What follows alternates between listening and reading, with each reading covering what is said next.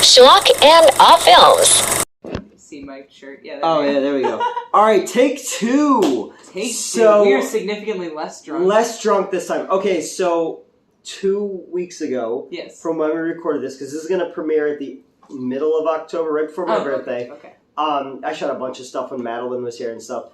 So we shot 2 reviews.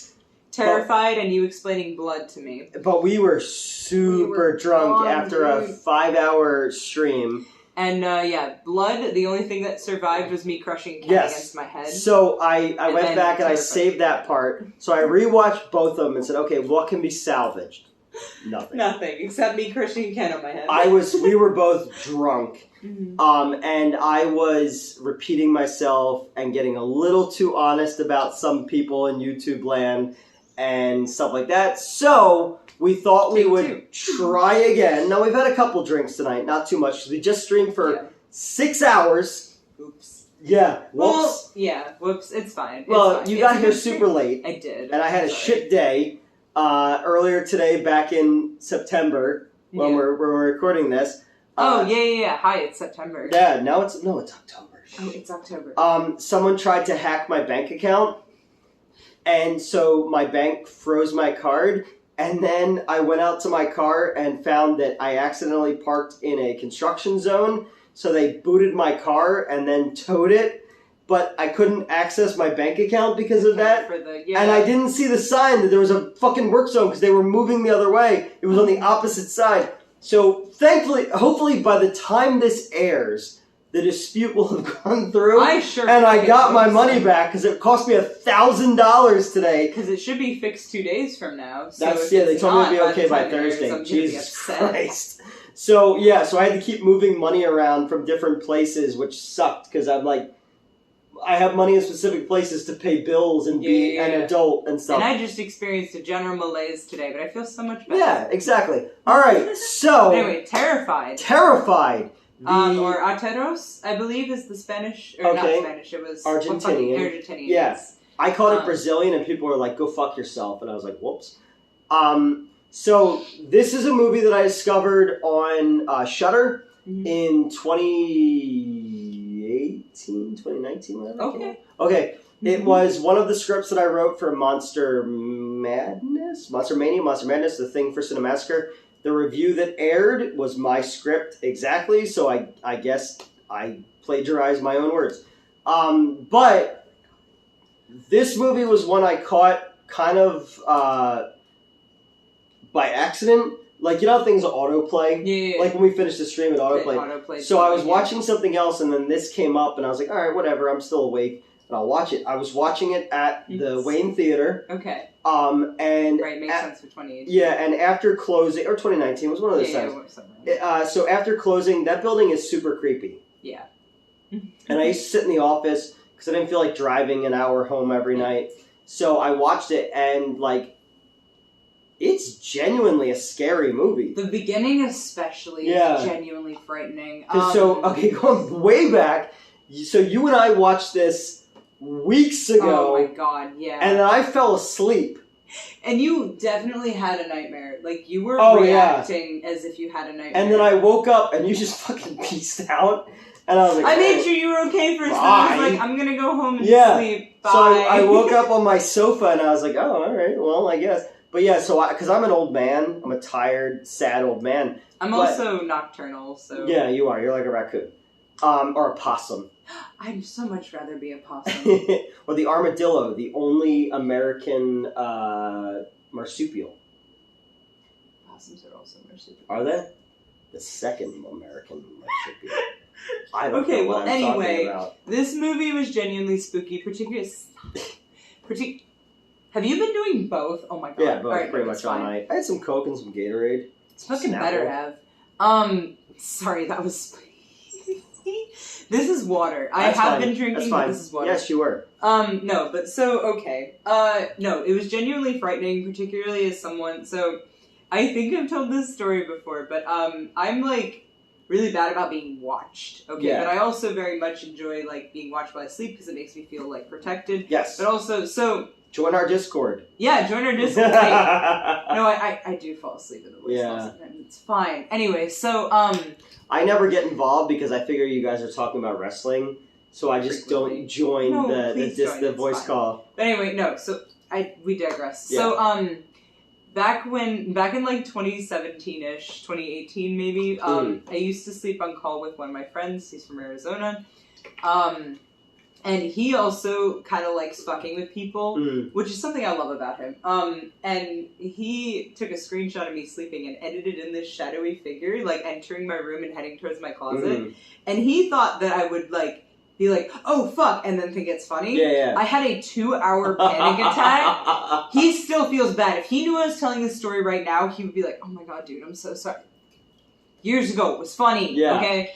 Yeah, no, I had a 2-hour panic attack thinking there was somebody in my closet and or under my bed. The beginning of Terrified plays into that quite a bit, and it was very fucking So this movie has a very unique style to it. It is an anthology movie, but in its own right. Each house on this one street in Argentina is its own story.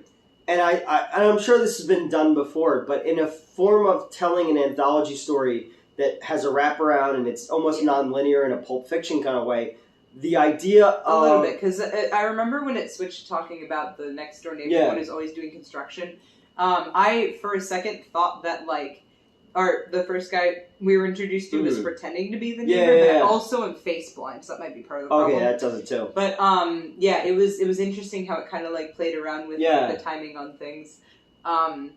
But just the general idea of each house being a story, I thought was really cool. Which is interesting because like so it's all the same like beings basically. They do this interesting thing. I didn't love it, but they did a weird multiverse thing where basically these beings that were coming in and like fucking up the people who were living in this universe were like from another universe. And I didn't love that, but also... It reminded me a little bit, like, I don't know, last time we talked about this, where you didn't like the finite concept of where they were coming from. Yeah, I kind of wish they left it a little more So, open-ended. the movie starts with a woman doing the dishes, and she hears voices in the sink. And she tells her husband, and he doesn't think anything of it. That night, they go to bed.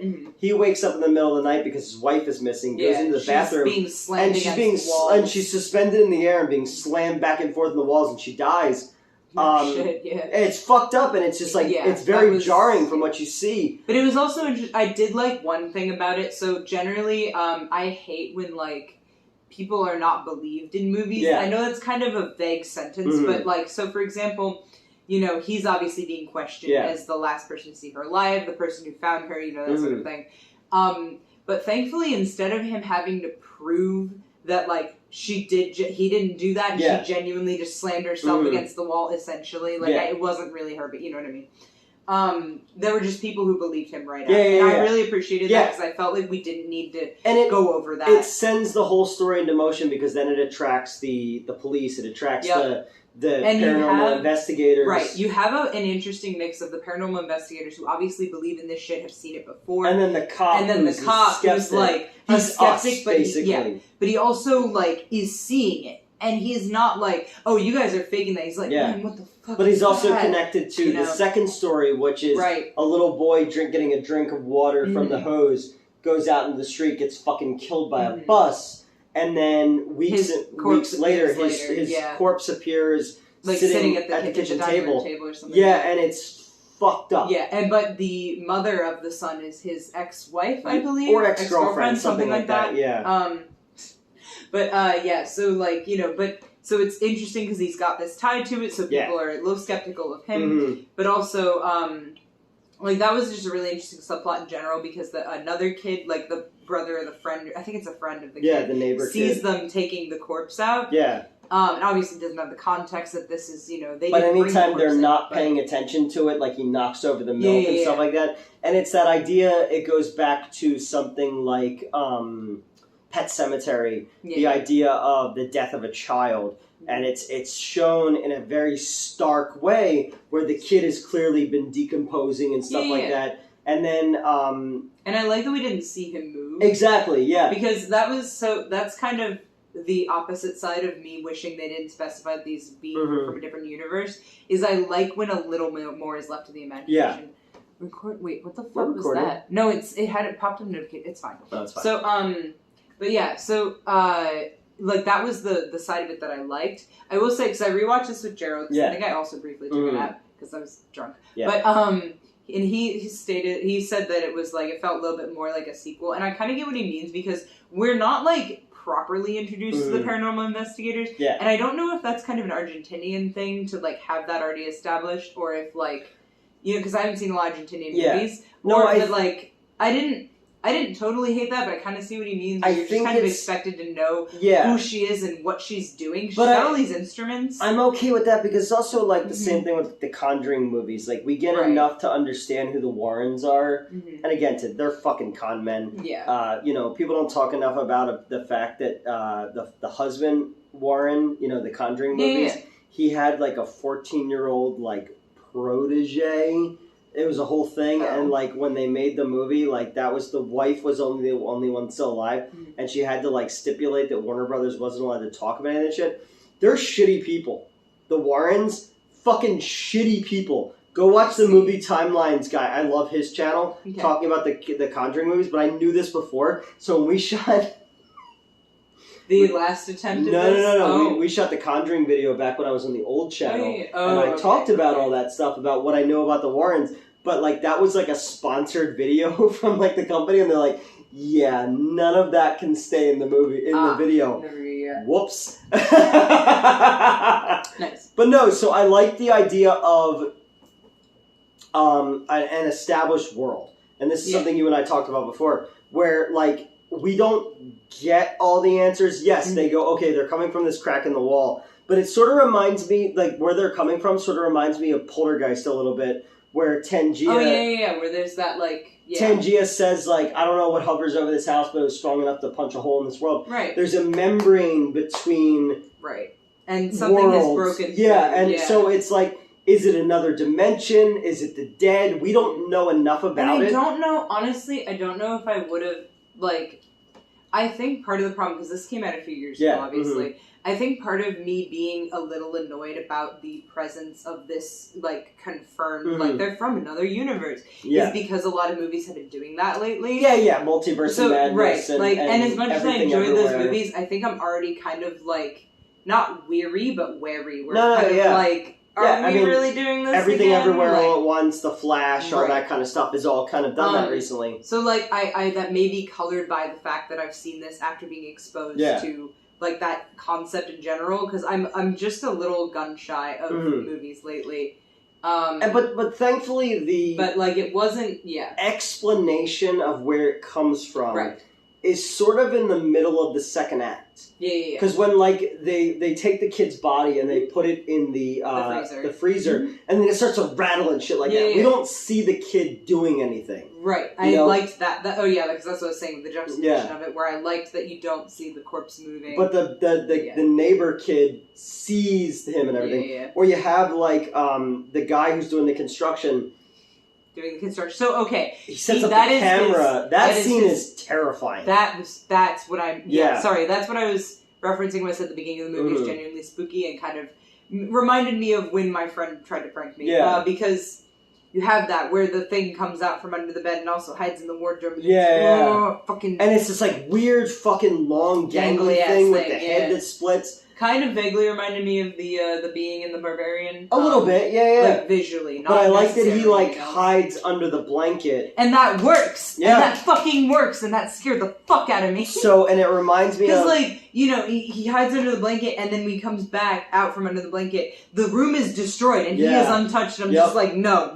But he films it too, which is even creepier. Yeah, because he watches it back to find the fucking being, and I just, oh my god, I hate that. It's very. But like in a good way. It's very creepy. But I'm not genuinely frightened by horror movies very often. This way back in like 2007, 8. So I wrote this script where I think I talked about it in the one we didn't use. Probably, yeah. The kids, they find out there's like a monster in their town and none of the parents believe them. So they're going to go out and fight it, and they use their childhood blankets as their armor. You did talk about Because that. like when you're a little kid, you believe if you pull the blanket over your head, you can like protect yourself. So they make their armor out of their childhood blankets. And I thought that was a really cool fucking thing. And then when I saw this, I was like, oh, that's that great idea, because it does like, okay, this is Argentinian, we're American, whatever. But interestingly, that obviously carries over to some capacity. You know, it's such a like, which is insane because I don't know. It's cool to me when I find things that are a bit cross-cultural. Yeah. Like that. we all have lizard brain where it's like there's something in the dark. Exactly. You know, so there's something about that.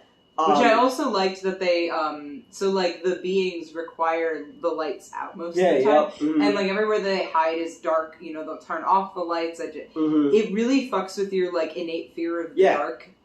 Which again, like even as someone who's not really spooked by shit very often, like there's something, you know, it's the concept of like you turn off the light and you gotta run up the stairs before the fucking monster gets you. You know, there's put the something blanket over your head. Something oh god, primordially simple and inherent in this movie, and that's the thing. When I saw it for the first time, aside from being impressed by the filmmaking aspect of it, the anthology aspect of it, it's the idea that it's playing on something that is so, like I said, lizard brain. So all of us, I don't care where you're from Africa, you're from Argentina, whatever, we are genetically bred to fear the dark. Because the dark contains the unknown, and that means danger most of the time. And that's what works so Even well. if you're not explicitly afraid of the dark, you know, it's like, because again, I would not consider myself afraid of the dark necessarily, but it's the unknown, like, you turn off the light, and now this thing's crawling out from under your bed and hiding in your wardrobe. And the way it's done is just like really fucking well done. And each segment, and then once you kind of start to get into the mystery of it, where you bring together the two paranormal investigators and their different styles, you bring in the cop, who's basically the audience insert for it, and then this story kind of starts to unfold, and you get a general idea of what it is, where it's coming from, and all that kind of stuff, but you also kind of are left with a lot of questions as well. And while I understand your issue with it, where it's giving things away, I also think that it also asks more questions. It definitely does. I only mention that, because like I said, I'm already wary of Multiverse becoming like the next thing. But then also, the other thing was like... It's been a thing since the two Flashes crossed over in the Silver Agents. You know what you know what I mean, though? Where it's like I get movies discover it, and they're like, oh shit, we're going to only do that because this was popular, but not understanding why. I digress. But aside from that, me being a little gun-shy, which I, again, recognize a little bit just myself. Also, because of, like, the way that the beginning speaks the primordial fear of, like, the dark, the unknown.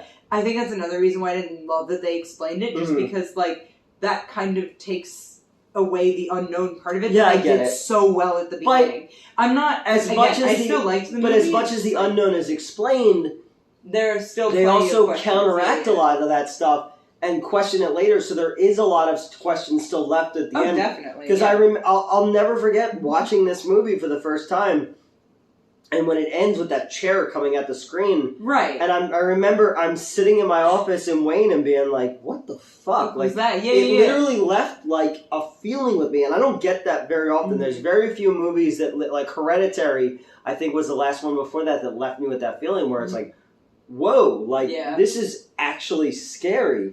And I like the idea that the paranormal investigators' tech is not really explained that much. I love the idea of playing with the standard things that we know, like in Poltergeist, they do the scene at the breakfast table where like the spoons are done spent, but in this one they do the thing where all the knives and stuff are lifted up into the thing, and the dude's hand is caught in it. Right, and like, you also have because in general it's like they don't explain like when we can and cannot see the beings. Like.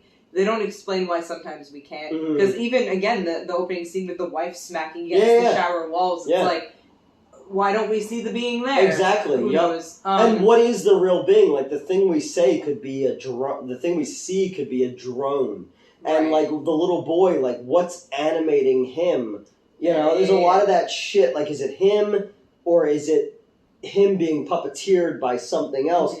So I really enjoyed this movie. I think I enjoyed it a little bit more than you did. That's okay. But like it's very rare because everybody goes. It was genuinely frightening. Yeah, because like Netflix had that movie Bird Box with Sandra Bullock. Was that a movie? Okay, the scariest movie. You won't be able to sleep. And I was just like, this is people can't, they did. Because it's like what was the movie with compared to Quiet Place, but with like that's the movie Quiet Place, yeah, where it's like audio or visual, and it's like okay, it's kind of a turn on the same thing, whatever. Yeah. But it's like this. By the way, unrelated. Quiet Place monster could get it. Yeah. I didn't see the prequel. Okay. The one with Cillian Murphy, but because we had that at Wayne. Yeah. Yeah, and I remember. I think we watched that together. We did, yes. And I watched the second one on a plane. Yeah. But I thought that that was a really, really well done, stripped down horror concept. That was excellent. Yeah. And it made you again like Poltergeist. The idea of caring about this group of people. And that means true, because I remember with Poltergeist, I genuinely cared about whether or not these people died. Yeah, exactly. Unusual for a horror movie. And same thing with like this. Most of the time, I'm all about it. Yeah, exactly. And it's the same thing with this cop who's brought into this world, and he's like he's trying to explain to his ex-girlfriend like I have no fucking clue what's going on because I know how crazy that sounds. Yeah, and he's like I'm a police officer. I'm used to dealing with the concrete, and now I'm dealing with something that I can't quantify, and we can't figure out like the spaces between the atom and shit like that. Yeah. But that's what I like so much about this movie, and that's the thing that you didn't like was the multiverse dimensional thing. But again, it brought this idea to me when I watched it that left me like, okay, like what if we are just one cell on a microscope? Yeah. And the unseen is stacked above us. And what would be powerful enough to punch a hole into our world, So because I definitely can get behind that concept in general of like, there's no way that we're the most sophisticated life forms and that sort of thing. Exactly. Like, all of that I fully. And is it extra terrestrial? Is it extra dimensional? Is it extra? Because what is? Are they the dead? Are they the again the extra dimensional? Sorry, going off on extra dimensional for just a second because I kind of referenced this earlier in the stream. I was talking about how in another universe I am obsessed with Korn the way I am to Rammstein in this one. Yeah, which unrelated. Sorry, but like watch our 1,200 subscriber stream. 12,000. But yeah, in general like there are times where I can feel the timeline split for lack of a better word. Yeah. There are moments that I make decisions or don't make decisions, or like I feel something, and I'm like, there is a universe out there where I did make that decision, or I made the opposite decision, and something happened. And I think about it every fucking day, dude. Same. I think if I just checked some fucking Cinemassacre scripts, my life would be so different right now. Not even that. Like it's little stupid decisions that I feel that like on a daily basis, where I'm like, there is another me out there going down that path. Did you ever see the Gwyneth Paltrow movie Sliding Doors? I don't think so. Where it was like if she went left instead of right. I think about that constantly, and like so I'm not opposed to the concept of the multiverse in general. It just felt unnecessary to me in this specific movie. No, I understand that. But we can. But I also think that like the execution of it didn't take anything away from me. True. Because it's still a confined story. It didn't expand beyond that. It's not like certain movies where oh, the thing got out and now it's Cloverfield. It's taking over New York. This is unrelated. I really liked Cloverfield. Oh no, so the first one is great. Yeah. Actually, you know what? I really like 10 Cloverfield Lane I did too. With fucking Ramona Flowers and John Goodman. I didn't see the Cloverfield Paradox. It came out after the Super Bowl one year. I remember it was on Netflix. I remember I had Netflix at the time. I was working at Wayne. I was home after the Super Bowl watching TV, and I didn't watch it. And I never have. But, no, like... Yeah, back terrified. Yeah, terrified. No, like, this feels very much in the same vein as Texas Chainsaw Massacre or the Amityville Horror or Night of the Living Dead. It's one select group of people dealing with an isolated event that has external... Right. It does have, the implication of a broader consequence. And again, they could have... The implication of, not... Yeah. And the filmmakers could have gone into, okay, this is happening in Buenos Aires right now, but on the other side of it's happening in New York right now. Right. But no, they kept it isolated. I have the hiccups now. You do? Oh, that's okay. But no, I genuinely thought this was a frightening movie. It was. And it's very, very rare that I finish a movie and go, ooh. Oh, fuck, yeah. Yeah, like, again, I think that Hereditary was the last one before this. And there's movies when I was younger that, like, still frightened me. But this is the first one in a long time that I Particularly finished. when you watched as an adult. Yeah, because, again, I'm so jaded by everything. And when you see those, like, clickbait articles, like, oh, the scariest thing. And I was just and like, then it's usually, like, I'm, especially as someone who's really into, like, the gore and the shock and all that, like, when I see, like, people ran out of this theater, I'm okay, whatever. Yeah, you fuck know? you. It's, but, like, this spoke to, like you said, the lizard brain a little bit. It speaks to a more primal fear, less so of the dark. It doesn't rely on jump scares necessarily. It's more the end has a jump scare, but that's true at that point. Yeah. And like that's why I was more saying like it doesn't rely on jump scares. Like there aren't, you have moments where you jump, but it's less of like we played a loud noise, so now you're jumping. Yeah, and like more oh fuck. The Paranormal Activity movies. Whenever it gets quiet, there's gonna be it's gonna be yeah. But no, this one did not really rely on the jump scares at all. Like you said, there's the one at the end, but like it relied on just this primal like.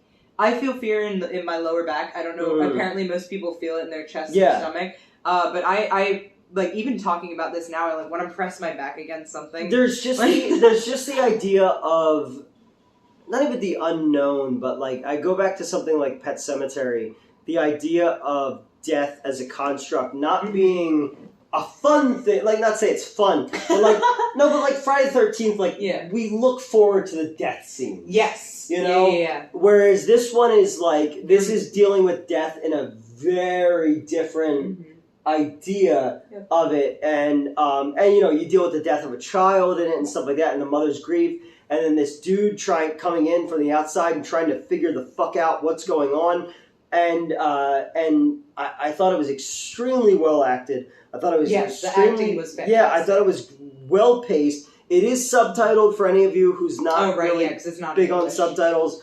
But it's worth it though. No, 100%. I think this is like one of the few modern horror movies that like deserves its place among The Exorcist, The Changeling, and the Amityville Horror, shit like that, because it's not fun.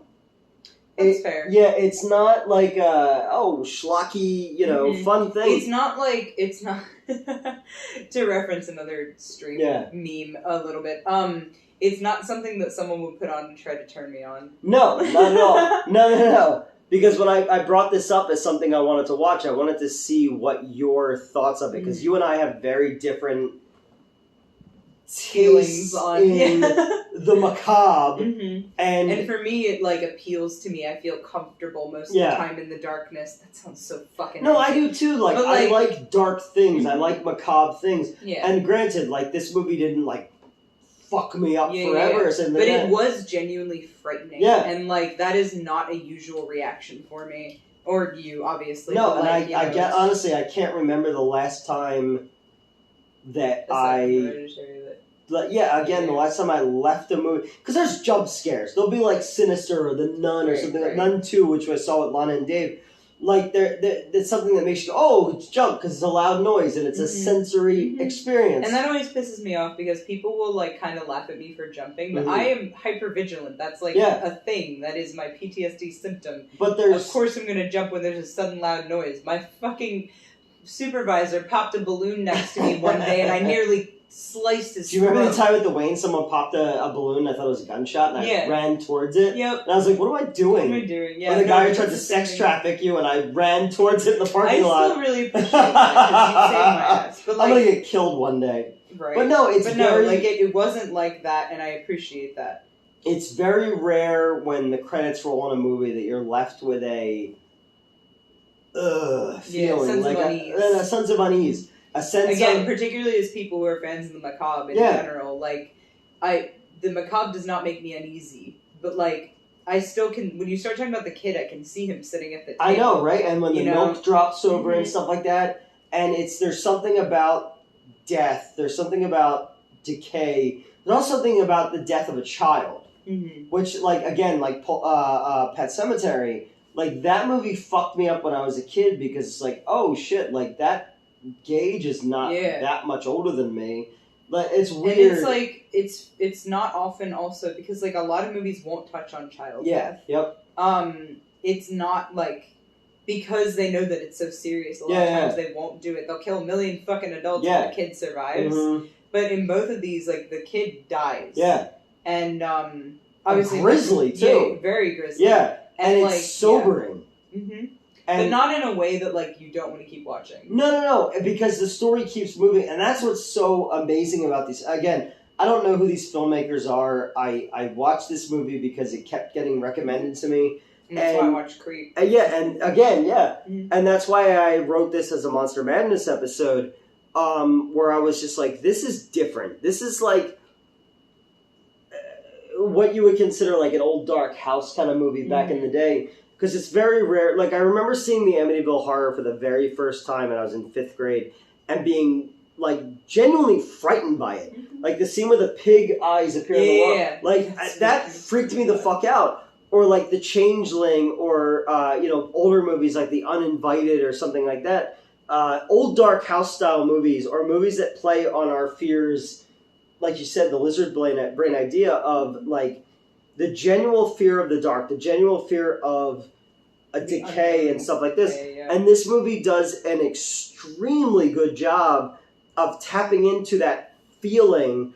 And yes, it has to give... like, it speaks to the unnatural a lot as well, because, like, obviously we talked about the gangliness of the creature. Then even, like, at the beginning where she's, like, slamming against the... Like, that's not a natural thing that people experience. And, like, the dude stuck in the fucking wardrobe and shit. Like, it genuinely comes off as unnatural in a way even the creature, like, it doesn't look like a ghost. Like, it's not a fucking... It doesn't have, like, a sheet over it or chains or something like that. Right, like, that's why we're describing it as, like, a creature. Because it's, like, it taps in a little bit to the uncanny valley. And, like, again, if you saw Barbarian, it's kind of a similar thing where its limbs are just a little too fucking long, it's a little too tall, it's a little too head off. Is splitting. Yeah, and you're like... white, milky eyes. It's just this general idea of... the form that we know and understand, the anthropomorphized thing, just twisted to something else. And that's where the idea of, you say other timelines of that, other dimensions, so is it dead people or is it something else? And that they established that it feeds on blood. That's exactly. But something which is interesting because that could have very easily become a vampire thing. Yeah, exactly. So. But it's because it's playing on what we know from pop culture or folk culture of other things, and that's what I thought was so interesting. And again, I don't know a lot about Argentinian culture. I used to know a lot about like the different cultures' vampires, and I don't know if Chinese hopping vampires. Yeah, but like I used to know a lot about the different culture vampires, and I feel like I should go back and read up on some of them because I don't know if this is referencing a specific Argentinian vampire myth or a myth like in general. It doesn't say like they don't say the word vampire, but yeah, you know what I mean, like that vibe of. But like different, like China especially has a lot of like different urban legends, ghosts and stuff like that, like the Weeping Woman or something like that. And this feels like it could fit very much in like that, or like the Slender Man or something like that. It's this general idea of an unknowable. And that's what's cool about it, is because it's very rare that we're given the idea of, okay, there's a crack in the wall in this fucking house and there's something coming out of it. Because they don't they don't acknowledge the crack until like later on. Because even with me not liking the introduction of the multiverse with it, that is brought up like sort of in the middle of the film. Yeah. For lack of, I mean, you mentioned the second act, so like it's not like established from the beginning, and I don't know that.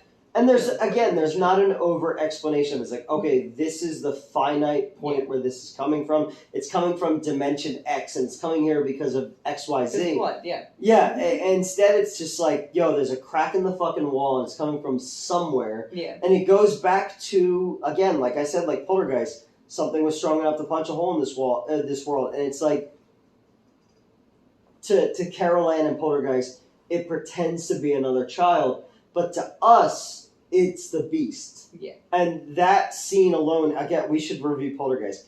Did we not? No, we never did. That scene alone is fucking terrifying because it's the idea of something that plays on a child's perspective and fucks with a kid and pretends to be what it needs to be to gaslights a child. But to us, it's an unknowable, but it is a predator of a child, you know, and that's fucked up. And the idea that it's doing this in this house to this dude, and it took his wife away, and it's puppeteering this child, and it's doing these things. Right. Like, there's something inherently frightening and uncontrollable about that. Like, in our day-to-day, everyday life, there are things we can control and things we can't control. But when you add on top of that the dimension of like the supernatural, and like there's nothing we can do about that. You know, so there's something even more frightening about that aspect of it. Because, like, okay, if you say, like, I can control the things I control, the things I can't. But even the things I can't control have rules. Right, exactly. This doesn't have rules, you know. Except it likes blood. Yeah, exactly. Don't bleed around it, I guess. Yeah, so there's just something about that is, like, more frightening. And that's why it spoke to me on a completely different level, I think, than it spoke to you. And I understand your, because I rewatched the one that we couldn't air. I understand all of your nitpicking with the thing, but I looked at it and was like, no, there are... I appreciate you calling it nitpicking. Well, you know what I mean. Like, you know, your criticisms, But there are things about it that I go, like, yeah, but to me... That didn't take away from it for you. It didn't take away from me, because it also adds another level of, like, imagine yourself in that position. Right. And I think that's maybe my problem with it is again, I might be being gun shy. Took me out. That's why I didn't. Yeah. That's why I didn't like the introduction of the multiverse in this specifically, because it took me out of it. But again, I think I'm just being gun shy. But I think maybe the what that feels like to me is the producers is like, we have to figure out where this is coming from. That's what I mean by it taking me out of it, because now I'm thinking about it from a movie making perspective and not the world itself. Yeah. But I'm also like, I'm not saying that it's bad. Necessarily. Oh no, I think it's great. I genuinely if you have Shudder, I genuinely think you should check this movie out. I think it's a legitimately frightening film, and it's very rare that I say that, because even when I go see like jump scare movies, I'm like, oh, here we go. Yep. You know, and even when something does catch me off guard, the construct of where it comes from is so stock that it's like, okay. Because even like the two good jump scares that got me in The Nun 2, I was like, all right, I saw that coming from a mile away. Right. But the loud noise left a sensory feeling to me. This one just caught me in a very uncanny, unnatural way. Same thing with The Hereditary, same thing with Pet Sematary. Like I said, the idea of a child dying, just that thing speaks to me in a different way. And I really like this movie. I really think this movie is like special, you know, and you might think I'm wrong, you might think I'm, you know, whatever, but it's very rare that I leave a movie and go like, ooh. Yeah. You know? No, that was genuinely frightening. Yeah. We're starting to talk in circles. I'm I know. sorry, but well, last time we were super drunk and we talked in circles. Yeah, now we're just talking in circles because... But this time I didn't talk about the inside baseball of Cinemassacre. Yeah. All right. Well, this is going to air around October 18th. My birthday's in a couple days. And I think there's one more review we got to figure out before Halloween. Okay. But we're shooting this in the beginning of September. Yeah. Because I shot a whole bunch of videos when Madeline was here. And we got to figure out, what's the Halloween movie? What should we do for Halloween? That's a good question. I don't know.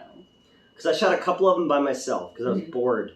So I shot ones that were before that. Yeah. I'm sure you watched and gave glowing reviews to. But this is our another chance at reviewing this one. I feel like this one went a lot better. This one went better. Yeah, I don't remember a lot of the last time. That's all right. Yeah. Except you crushed a can against your head. No, that was in the blood one, wasn't it? Oh, was it? We did that second. I don't know. I don't remember. We drank a lot that night. Yeah. I drank a lot tonight, but kept it together. Not that much, yeah. No, if you've checked out this one before on Shudder, let me know what you thought of it. I genuinely thought that it was a scary movie, which is very, very rare for me. Let me know what movies in the in recent years you thought was actually scary. I actually just went back and rewatched Sinister, Okay. which I have not seen in a long time, since it was in theaters actually, and I was like, oh, this still stands up. Like, I know that like people make fun of the Bagul thing, but like there are genuinely some frightening fucking imagery in that movie when he's watching the 8mm film of the other families who are murdered. Like the fucking lawnmower scene is scary as shit. Okay. So I don't know. I'm trying to come at things with a little bit more of an open mind recently, and feel things. Mm-hmm. You know, because like I said again, a month ago, Lana and Dave and I went and saw Nun 2, and there are 2 genuine jump scares in that movie. Where I went, oh, you know, and it's very rare, very rare when I go whoa when I react to something. Because all right, well. We got one more video left in October. We still have to figure out what the fuck that is. And if you have Shudder, if you have Amazon Prime, I highly, highly recommend Terrified. And you'll notice that the review of this is very similar than the review to the Cinemassacre episode that apparently I plagiarized, even though we're saying the exact same thing. You feel the same thing. Yeah, I was going to say, I haven't watched the other channel. You don't have to. I'm just saying, like, there's no way, like, there's no way I could have known that it's the same. You plagiarized the entire. No, I told you I wanted us to watch this, and then it'll just be funny. Anybody who comments on it, no, they're gonna be like, "No, this is my fucking idea of this whole thing," you know. Yeah. So, all right, my birthday's in a couple days, and Halloween's in a couple days after that. Couple days. And we are shooting this in September. We are, yeah. That's fine. All right, bye.